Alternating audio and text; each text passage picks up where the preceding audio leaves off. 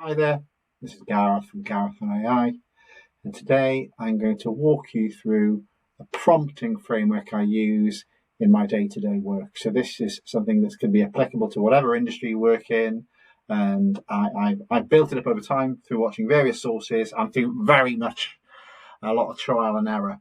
Probably first prefacing this by explaining what you mean by prompt. But a prompt is a question or instruction you type into the likes of ChatGPT or Gemini, and the key thing with these is making it as clear as possible to the Gemini or ChatGPT what you want, because the poorer your input, the poorer the output. That's an overriding principle. You hear it: garbage in, garbage out. It's very much the same here. So it's the way you interact with these tools, and I've built out a 4-step mental model, if you like, a way to approach it. And I put this image together, did this from Nano Banana earlier. I'm increasingly using Google Nano Banana to do infographics, to do images to go on my slides. And this is what I've created to explain my prompt framework. So imagine you are doing your prompt and it's for a project you're doing. The first key thing to do is outline that task. So who's it for? What is the task and why are you doing it? Secondly, you give it helpful context. If you've got any background information, you make sure you include that with the prompt itself. So you can use the plus button, you can upload files, you can upload imagery, you can include links to websites that are relevant, and then you describe what you want. So if it's going to be a report, is it going to be a 150-word social media post? You set your constraints around what you're after.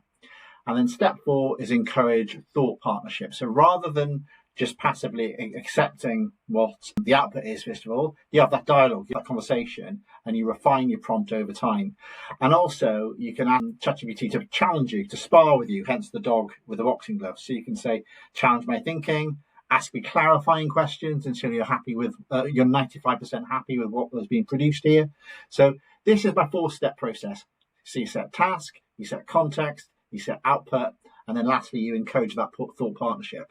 So what I'm going to do now, rather than just having this whiteboard here, I'm going to bring it to life with a live example. So I'm going to show you how I've used it here. So it's for a charity. That's why you might notice I've used dogs and cats here, because the mini project I've done here in question is for a local rescue charity. So let's go to their website to bring this to life. So this is Green Acres Rescue Charity based in Pembrokeshire, West Wales. I'm a pet owner. I've got 2 cats, Pumpkin and Rosie, the cats. So we care about animals in our house, and this is a charity we all follow and support in my house. I just had a look at it. I looked at the social media presence, and they're doing some really good work. So I really like what they're doing. But I just, out of curiosity, wanted to see whether we could create some social media posts for them, the things that they need. If you look on their website, what you notice is they need things like tins and pouches of cat and dog food.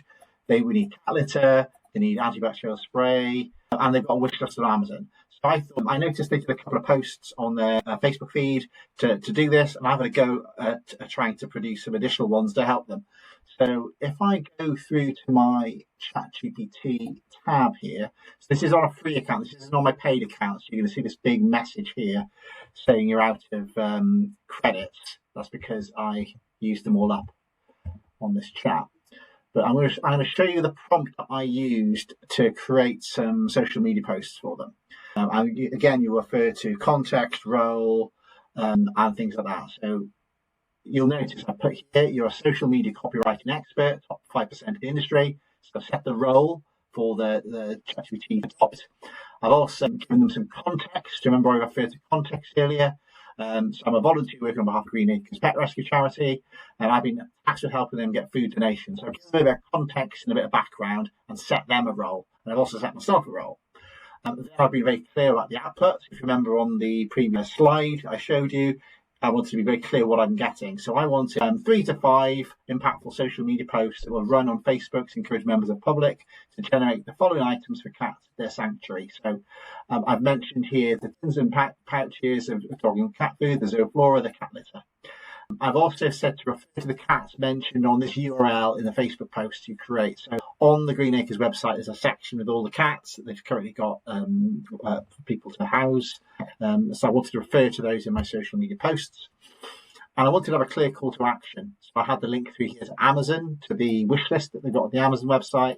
And I've also, because I really like the Green Acres site, I wanted it to match the style of their website, so matching their tone of voice. So that was my first prompt there. And here is what I got back. So with my request for 5 Facebook posts, they've said they've come back with them. And they've again used emojis and things like that. So they've got the names of the pets here. They refer to the different things that they need. So that's post 1. And what's great, you can test these. So you could run, if you were obviously if you're doing a paid behind it, you could run these on a rotation to see which ones perform the best. But they're all got slightly different styles to them. So you've got another one, heartfelt appeal here, a simple and shareable one. So you've got a shorter one there, uplifting and inspiring. So they're all slightly different. And I've said add emojis and use images. So it's added the emojis here. So that's examples for that.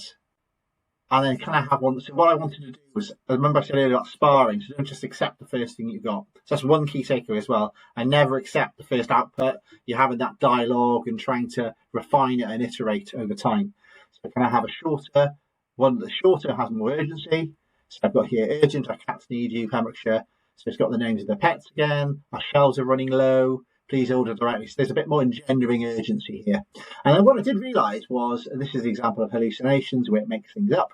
As you can see, aren't on the website. I couldn't find them on the page, but I did have these cat images from their public website now. We got Blaze, Howlite, Winnie, and Clay. So I said use these names in the ad. So again, it read the images, and again, I thought these were better. Urgent help needed for Blaze, Howlite, Clay, and Winnie. I really liked that. They rely on us every single day. We urgently need. So it was a bit more of a please act now sort of approach. Please donate or share, their care depends on it. So that was a bit more of an urgent one. And this was where I talked about acting as a thought partner. So you think of it as a trusted colleague. That's another way to think of this. So someone you're working with to spar and discuss pieces of work with.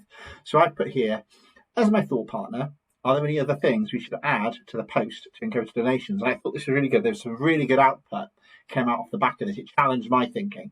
So here, said, love this question. This is exactly how you can increase response rates, which I'd love to do for them. So at the moment, the post has urgency, specific items, clear call to action, and the emotional hook with the name cats. But this is some other things. It said, please give more when there's a clear goal. So instead of we need food, try we need X number of pouches this week, help us fill 50 bowls, quantifying it.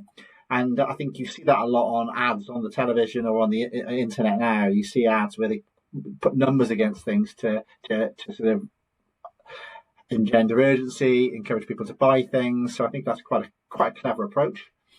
Again, time frames. Can you help before Sunday? Deliveries in the next 72 hours are needed. So I think those can drive action. And then the cost anchor. So £3 feeds Blaze for a day. 1 bag of litter keeps Winnie comfortable for a week. I think that's particularly cost anchoring is something used in a lot of places. So I think that's another clever approach. I really like that. And that gets over that objection, I can't afford much. And that's going to be a common thing in the times we're in. But I think that cost anchor, looking at these so far, if I had to choose, I think cost anchoring you see that used a lot in the software industry. Access to our software for only £3 a day, for example. I've seen ads like that. So I think that cost anchoring is good. Social proof is a nice touch as well. So you could add, like, if you wanted to add members of the community who've donated 87 tins or 100 tins or whatever, that's another nice touch. Social proof's always powerful. You see the growth of companies like Trustpilot, where people are using reviews in their ads. So that's another nice angle to include in these posts. And all of these things can be tested. That's what I would say.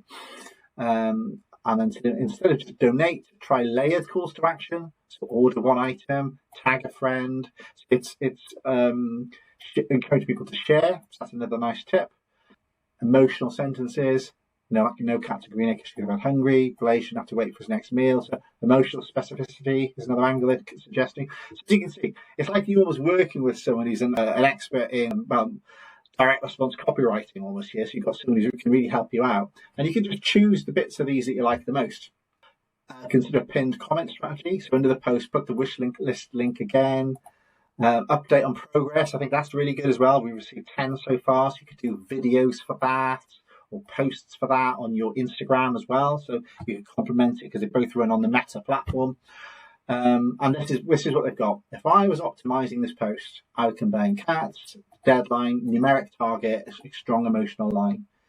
So yeah, urgent. We've just had 3 days of food left for Blaze. How like Clay and Winnie. Campaign which will help us raise 100 pouches this week. 1 pouch is 1 full belly. Order here.